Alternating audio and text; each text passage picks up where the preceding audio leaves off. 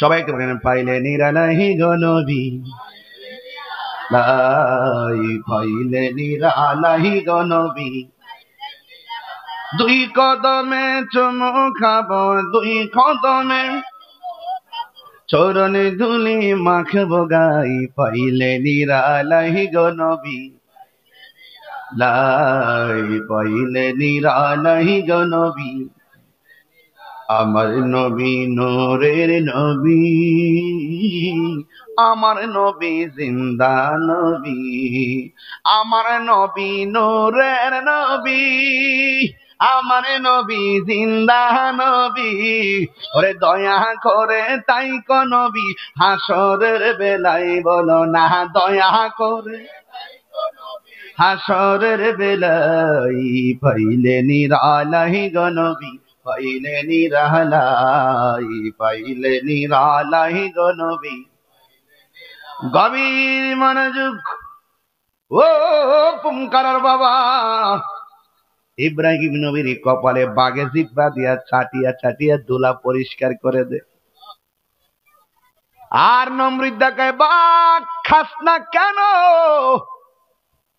যার কপালে নূর চমকাই তারে খাওয়া যায় না, তারে ভালোবাসা যায়। এরপর ইব্রাহিম নবীকে আল্লাহ ওই পরীক্ষা থেকে হেফাজত করছেন। ও বন্ধু, 2 নম্বরের পরীক্ষা ইব্রাহিম নবীর জন্য বিশাল বড় একটা গর্ত বানাইছে নমরুদা। আসেনি রে বাবা? এমন গর্ত বানাইয়া ওই গর্তের মধ্যে আগুন লাগাইয়া ইব্রাহিম নবীর আগুনের মধ্যে ফালাইয়া দিছে।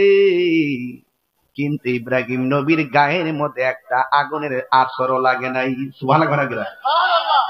রক্ষা করার মালিককে আমরা সারা জীবন গান গাইছি, অনেক মানুষ আমার ফতুয়া দিয়া ব্যাং গাইছে। আরে বাবা, তিরস্কার কইরো না, আমাদের মনের কথা কিছু ছন্দের আকারে বলি। যারে মাটিও খাই না, জমেও সয় না গো, প্রেমিক যেই জনা, ঠিক না? হাই রে, ইব্রাহিম নবীর বাগেও খাইল না, আগুনেও ছুইল না, তার মানে প্রমাণ হইয়া গেছে রক্ষা করার মালিককে। ইব্রাহিম নবীর একটা নয়, 2টা নয়, এমন ভাবে পরীক্ষা শুরু করলেন। তার স্ত্রী, প্রথম স্ত্রীর নাম হলো হযরতে সারা। এই সারার ঘরের মধ্যে কোনো সন্তান, আরো জোরে কোন যাই, আমার আল্লাহ দীর্ঘদিন পরে হাজরার ঘরে সন্তান দিয়েছেন। আমার ইব্রাহিম নবী ডাক দিয়াকে, হাজরা চলো না, তোমাকে নিয়ে আমরা হিজরতে বের হয়ে যাব। চিৎকার মেরে কন্যা আল্লাহু আকবার। ইব্রাহিম নবীর জীবনে অনেক হিজরত আছে।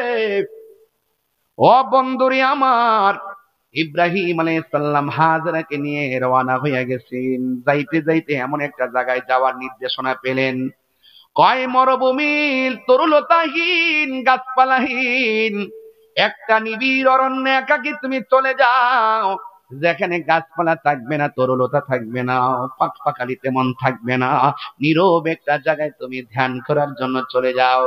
ছোট্ট বাচ্চা ইব্রাহিম ইসমাইল আলাইহিস সালামকে সাথে লইয়া ওই জায়গার মধ্যে তিনি রওনা হইয়া গেছেন। এই কথা সবাই জানলেও শুনতে হবে, কারণ কয়েকদিন পরে কুরবানি আসতেছে। কুরবানি মানে হলো গরু খাইয়া পেট ভরা নয়, কুরবানি মানে হইল আমার রবের নৈকট্য লাভ করা। ঠিক কিনা বলেন? এবার ছোট বাচ্চা নাম হলো ইসমাইল, সাথী কইরা সুন্দর করে নিয়ে গেছে। ওই জায়গার মধ্যে যখন নিয়ে গেল, হঠাৎ করে ইব্রাহিম নবী এমন একটা জায়গায় গেছে, যেই জায়গার মধ্যে গাছ নাই, যেই জায়গার মধ্যে তরুলতা নাই, যেই জায়গার মধ্যে কোনো মানুষ নাই, ওই জায়গায় যখন ইব্রাহিম নবী গেল, হঠাৎ কইরা ডাক দিয়ে কয়, হাজেরা তুমি তোমার সন্তান নিয়ে এই জায়গার মধ্যে থাকবা, তোমাদেরকে রেখে আমাকে চলে যেতে হবে। এবার হাজেরা ডাক দিয়ে কয়, স্বামী গো, ও আল্লাহর বন্ধু, ঘর থেকে বের কইরা এমন জায়গায় আনছেন যেই জায়গার মধ্যে মানুষ নাই, পানি নাই, খাওন নাই, কোনো কিছু নাই। যাই অল্প কটা খাওন নিয়ে আইছি, আর কদিন থাকবো জানি না, আপনি কখন আসবেন সেটাও তো জানি না। কয় না না না, খাবারের সঙ্গে কোনো সম্পর্ক নাই, আমাকে চলে যেতে হবে। এই কথা বলার পরে হাজেরা ডাক দিয়া বলে, নবী গো, আপনি কি আপনার স্বইচ্ছায় যাচ্ছেন নাকি আমার আল্লাহর হুকুমে যাচ্ছেন? ইব্রাহিম নবী বলে, হাজেরা ঘর থেকে বের হইছে আল্লাহর কথায়, এখনো তোমাদেরকে জঙ্গলার মধ্যে রেখে চলে যেতে হবে, আমার ইচ্ছা নয়, আমাকে হুকুম করেছেন একজন, জবান খুলে বলুন তিনি কে? আল্লাহু আকবার কোন? আমি আল্লাহর হুকুমে চলে যেতে হবে। এতক্ষণ বলছে মানুষ নাই, এতক্ষণ হাজেরা বলছে গাছ নাই, এতক্ষণ হাজেরা বলছে তরুলতা নাই, এতক্ষণ হাজেরা বলছে অন্য কোনো কিছু নাই, আমি কেমনে থাকবো? যেই মাত্র শুনছে আমারে আল্লাহ হুকুম করেছে যাওয়ার জন্য, হাজেরা ডাক দিয়ে কয়, স্বামী গো, ও স্বামী আমার, আল্লাহ যদি আমাদের এই অবস্থা জানার পর আপনার হুকুম দিয়া থাকে, আর দেরি কইরেন না, আমরা এইভাবে রাইখে আপনি চইলা যান, নিশ্চয়ই আপনার রব আমাদেরকে না খাওয়ায়া মারবে না।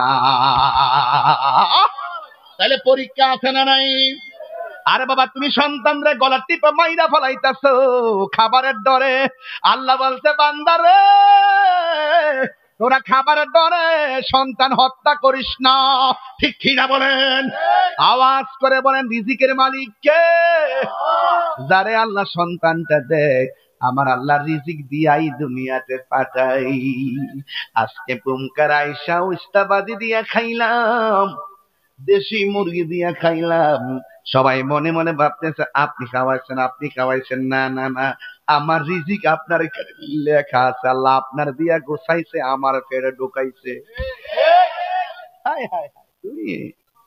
আমার রিজিক আমি খাইছি, ব্যবস্থা করছে আপনারে দিয়া। কতক্ষণ ঠিক কিনা? এই জন্য খাওয়ার মধ্যে লস নাই। ভিক্ষুক করে ভিক্ষা করতে আসলে যে যেইভাবে আসুক না কেন, এটার মধ্যে কোনো বাবা টেনশন করবেন না। জবানটা খুইলা কন, রিজিকের মালিক কে? রিজিক দেওয়ার মালিক কে? চিৎকার মেরে কন্যা আল্লাহু আকবার। এবার ইব্রাহিম নবী চলে গেছে হাজারা জনমানবহীন একটা নীরব জায়গায়। জবান খুলে কোন, যার কেউ নাই তার কে আছে? ওয়া ইলাহুকুম ইলাহু ওয়াহিদুন লা ইলাহা ইল্লা হুয়ার রহমানুর রহিম।